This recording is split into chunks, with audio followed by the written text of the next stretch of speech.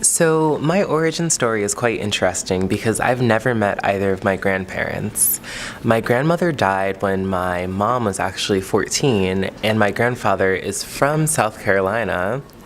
Sorry, actually North Carolina. See, that's how you know I haven't met him. He's from North Carolina, but then he moved up to Connecticut where he met my grandmother. So when I was growing up, I would always hear stories about both grandparents, but I never met them. And I think the lasting effects of their presence or lack thereof would probably be cuisine. Growing up, my mom and my uncle and my aunt, because we all lived in the same home, we'd make a lot of Italian food because their mother was Italian and their father was this African American man from North Carolina. So soul food was definitely loved in my household.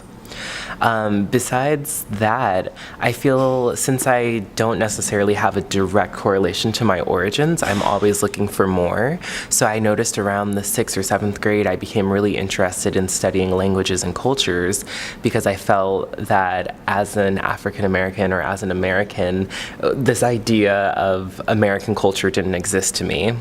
So I would see people from other countries with vibrant foods and wonderful languages and local languages and indigenous cultures, and I didn't really see that in Danbury, Connecticut, where the population was primarily white and affluent. So I started studying Spanish and French, and then later on I became, I guess you could say, a global citizen when I studied abroad in France, and now I travel often.